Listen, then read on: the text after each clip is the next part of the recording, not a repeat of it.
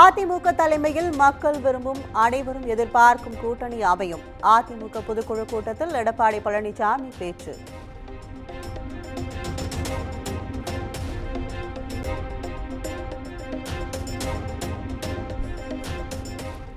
தமிழகம் முழுவதும் உள்ள 234 தொகுதிகளிலும் ஜனவரி முதல் சூறாவளி சுற்றுப்பயணம். எதிர்க்கட்சித் தலைவர் எடப்பாடி பழனிசாமி அறிவிப்பு.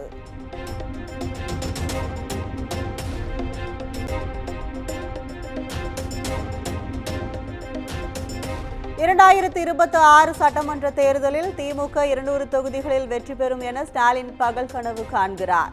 அதிமுக தலைமையில் அமையும் கூட்டணி 200 தொகுதிகளில் வெற்றி பெறும் என எடப்பாடி பழனிசாமி திட்டவட்டம்.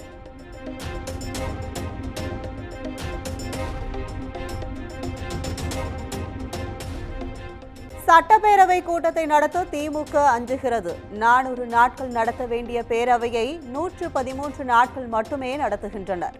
பேரவையில் எதிர்க்கட்சிகள் பேசும்போது இணைப்புகள் துண்டிக்கப்படுவதாகவும் இபிஎஸ் குற்றச்சாட்டு.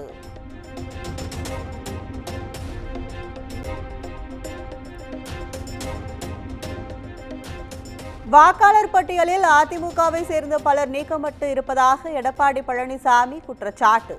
அதிமுகவுக்கு வாக்களிப்பவர்களை குறிவைத்து வாக்காளர் பட்டியலிலிருந்து நீக்க சதி நடப்பதாகவும் பேச்சு.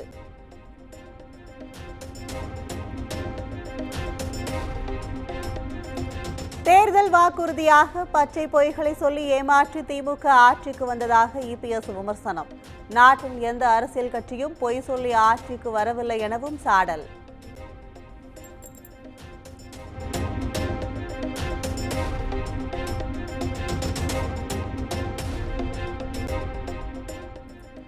தமிழ்நாட்டில் பெரிய வாக்கு வித்தியாசத்தில் திமுக வெற்றி பெறவில்லை என எடப்பாடி பழனிசாமி பேச்சு. அதிமுக 34 இடங்களில் குறைந்த வாக்கு வித்தியாசத்தில் வெற்றி வாய்ப்பு இழந்ததாகவும் விளக்கம்.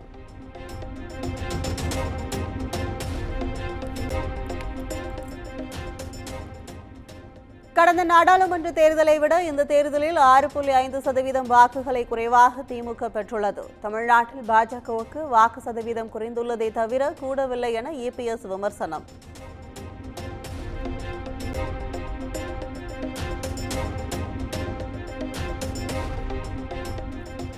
டாஸ்மாகில் மது பாட்டில்களுக்கு ரூபாய் 10 கூடுதல் விற்று ஆண்டுக்கு 3000 கோடியை திமுக கொள்ளையடிக்கிறது.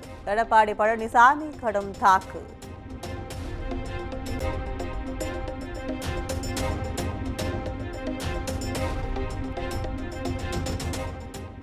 50 ஆண்டு கால காவிரி பிரச்சனையை முடித்து வைத்தது அதிமுக ஆட்சி காலத்தில்தான். 2011 முதல் 2021 வரை அதிமுக தமிழ்நாட்டிற்கு சிறப்பான ஆட்சி கொடுத்ததாக எடப்பாடி பழனிசாமி பெருமிதம்.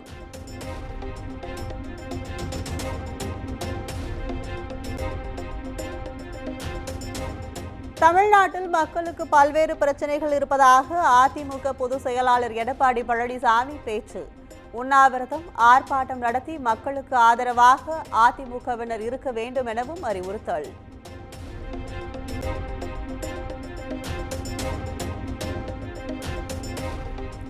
கடன் வாங்கியாவது கட்சி பணியாற்றி எடப்பாடி பழனிசாமியை முதலமைச்சராக்க வேண்டும். அதிமுக பொதுக்குழு கூட்டத்தில் முன்னாள் அமைச்சர் KP முனுசாமி பேச்சு.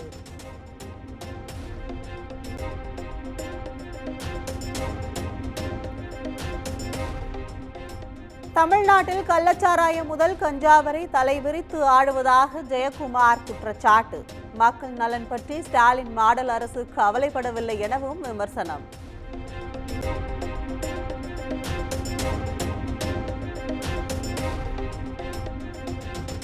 அதிமுகவிற்குள் கருத்து வேறுபாடும் இல்லை, சலசலப்பும் இல்லை என CV சண்முகம் பேச்சு. அதிமுக கூட்டணியை திமுகவே அமைத்து கொடுத்துவிடும் எனவும் காட்டம். வரும், அதை பொதுச் செயலாளர்கள் பார்த்துக் கொள்வார்கள். கூட்டணி அமையும். நம்ம அமைக்கிறோமோ இல்லையோ அவன் அமைச்சு கொடுத்துருவான். கவலையே படாதீங்க. ஸ்டாலின் அவனே அமைச்சு கொடுத்துருவான். கூட்டணியே அமைச்சிருவான். காலம் நமக்கு அனைத்து இந்திய அண்ணா திராவிட முன்னேற்ற மிகப்பெரிய வெற்றி கூட்டணியை அமைத்து தரும்.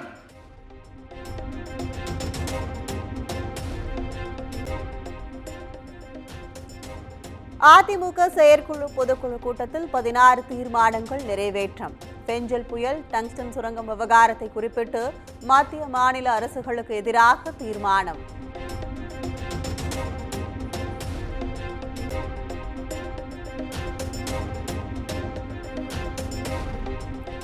அதிமுக பொதுக்குழுவில் மத்திய மாநில அரசுகளை கண்டித்து தீர்மானம். பெஞ்சல் புயலை எதிர்கொள்ள முன்னெச்சரிக்கை நடவடிக்கை எடுக்காத திமுக அரசுக்கு கண்டனம் தெரிவித்தும் தீர்மானம் நிறைவேற்றம்.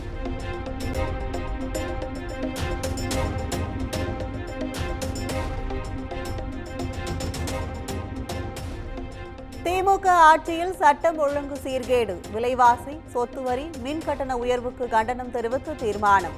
பழைய ஓய்வூதிய திட்டம் உள்ளிட்ட தேர்தல் வாக்குறுதிகளை நிறைவேற்றாமல் திமுக அரசு வஞ்சித்து வருவதாக கண்டனம்.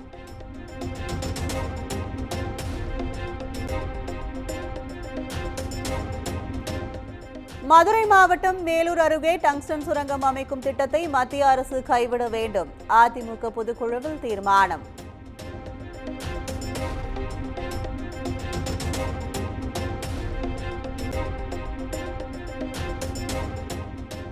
திருக்குறளை தேசிய நூலாக மத்திய அரசு அறிவிக்க வேண்டும். சென்னை உயர்நீதிமன்றத்தில் தமிழை வழக்காடு மொழியாக கொண்டுவர வலியுறுத்தியும் தீர்மானம் நிறைவேற்றம்.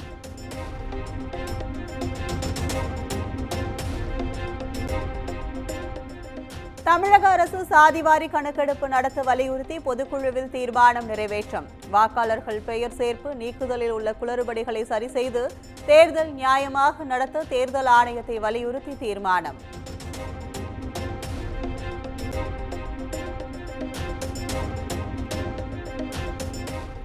கல்வியை மீண்டும் மாநில பட்டியலில் சேர்க்கும் வகையில் அரசியல் அமைப்பு சட்டத்தில் திருத்தம் கொண்டுவர வேண்டும். மத்திய அரசுக்கு அதிமுக வலியுறுத்தல்.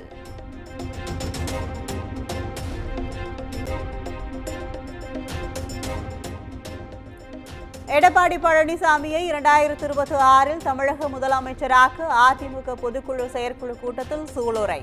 அதிமுக கூட்டத்தில் சூளுரைத்த நிர்வாகிகள்.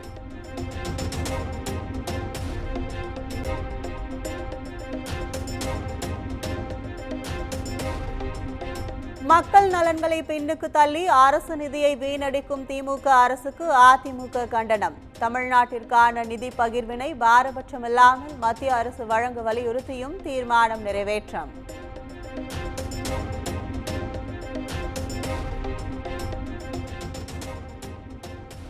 அதிமுக பொதுக்குழு கூட்டம் நடைபெறும் நிலையில் ஸ்ரீவில்லிபுத்தூர் ஆண்டாள் கோயிலில் ஓ பன்னீர்செல்வம் சுவாமி தரிசனம். கூட்டம் குறித்து செய்தியாளர்கள் எழுப்பிய கேள்விக்கு கோயிலுக்கு வந்த இடத்தில் அரசியல் பேச வேண்டாம் என கருத்து.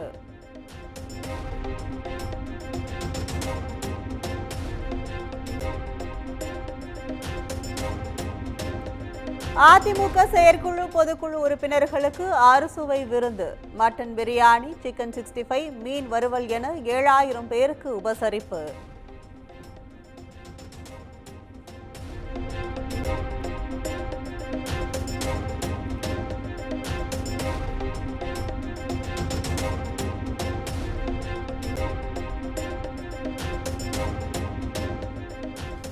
அடுத்த 24 மணி நேரத்தில் தென்கிழக்கு வங்கக்கடலில் காற்றழுத்த தாழ்வு பகுதி உருவாகும் என இந்திய வானிலை மையம் கணிப்பு. இது மேலும் வலுப்பெற்று 2 தினங்களில் தமிழக கடலோர பகுதிகளை நோக்கி நகரும் எனவும் தகவல்.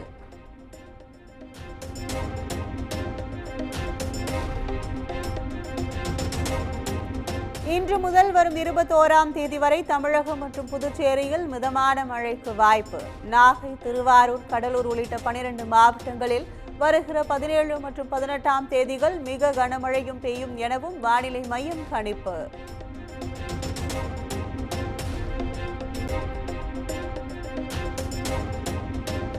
வரும் 19ஆம் தேதி திருவள்ளூர், காஞ்சிபுரம், ராணிப்பேட்டை, வேலூர் மாவட்டங்களில் ஓரிரு இடங்களில் கனமழைக்கு வாய்ப்பு. 20 மற்றும் 21ஆம் தேதிகளில் தமிழகம் மற்றும் புதுச்சேரியில் மிதமாக மழை பெய்யும் என கணிப்பு.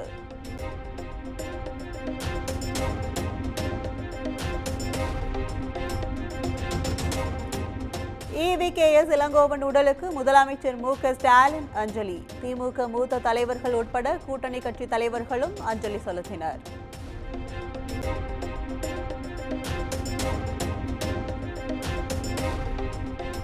மறைந்த காங்கிரஸ் மூத்த தலைவர் EVKS இளங்கோவன் உடலுக்கு அரசு மரியாதை தமிழ்நாடு அரசு அறிவிப்பு.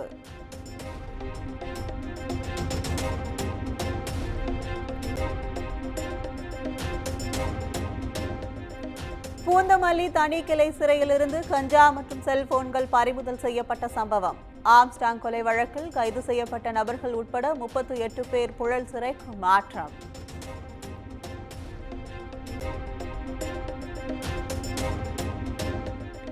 மதுரை கிருதுமால் நதி வாய்க்கால் தூர்வாரப்படாததால் விளை நிலங்களுக்குள் புகுந்த வெள்ளம். 60 ஏக்கரில் பயிரிடப்பட்டிருந்த வாழை மரங்கள் சேதமடைந்ததாக விவசாயிகள் வேதனை.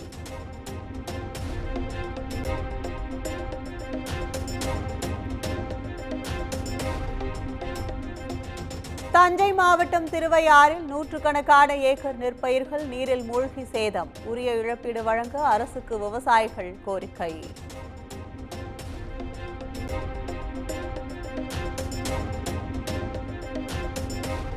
தஞ்சை மாவட்டத்தில் வடிகால் பணிகள் முறையாக தூர்வாரவில்லை என விவசாயிகள் குற்றச்சாட்டு. கால்வாய் உடைப்பால் 32,000 ஏக்கர் விளை நிலங்கள் சேதமடைந்ததாக வேதனை.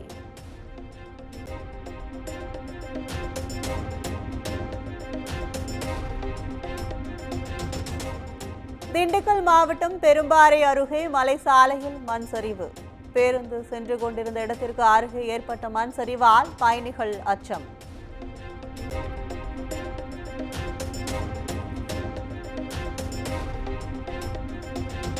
தென்காசியில் அமைச்சரின் வருகையை ஒட்டி அவசரமாக சாலையின் தடுப்புகளில் பெயிண்ட் அடித்து பேட்ச் ஒர்க். வாகன விபத்தில் கவனம் செலுத்தாத நெடுஞ்சாலைத்துறை அதிகாரிகள் அரசை ஏமாற்ற முயற்சிப்பதாக மக்கள் குற்றச்சாட்டு.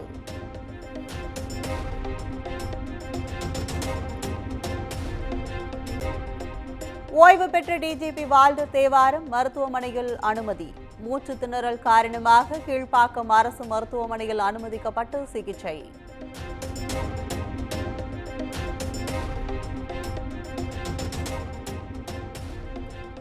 திருவண்ணாமலை அண்ணாமலையாரை தரிசிக்க வரிசையில் நின்று கொண்டிருந்த பக்தர்களிடையே தள்ளுமுள்ளு. கூட்ட நெரிசலை கட்டுப்படுத்த கோயில் நிர்வாகம் முறையான ஏற்பாடுகளை செய்யவில்லை என குற்றச்சாட்டு.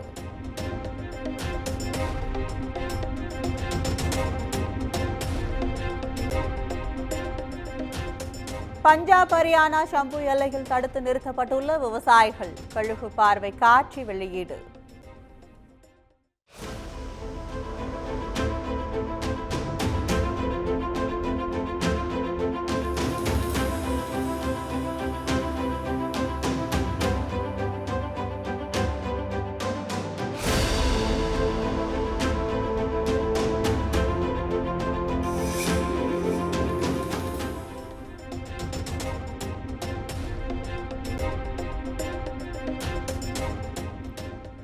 ஜம்மு காஷ்மீர் தலைநகர் ஸ்ரீநகரில் குறைந்தபட்ச வெப்பநிலை -5 டிகிரி செல்சியஸாக பதிவு.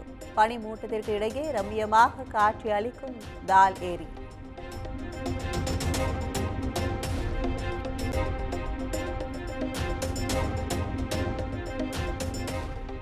ஜம்மு காஷ்மீரின் பூஞ்ச் மாவட்டத்தில் வெள்ளை போர்வை போர்த்தியது போல் சாலையில் படர்ந்துள்ள பனி. மலை சாலையில் படர்ந்துள்ள பனியை அகற்றி போக்குவரத்து சீரமைப்பு.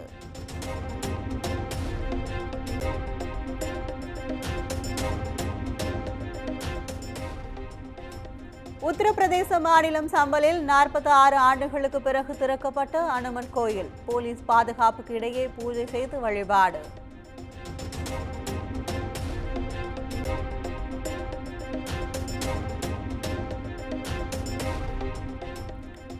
RJ பாலாஜி இயக்கத்தில் சூர்யா த்ரிஷா நடிப்பில் உருவாக்கும் சூர்யா 45 திரைப்படம். படத்தில் நடிகை சுவாசிகா மற்றும் இந்திரான் இணைந்துள்ளதாக பட நிறுவனம் அறிவிப்பு.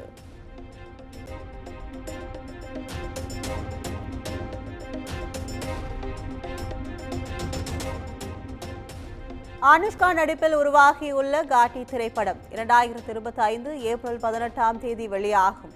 படக்குழு அதிகாரப்பூர்வ அறிவிப்பு.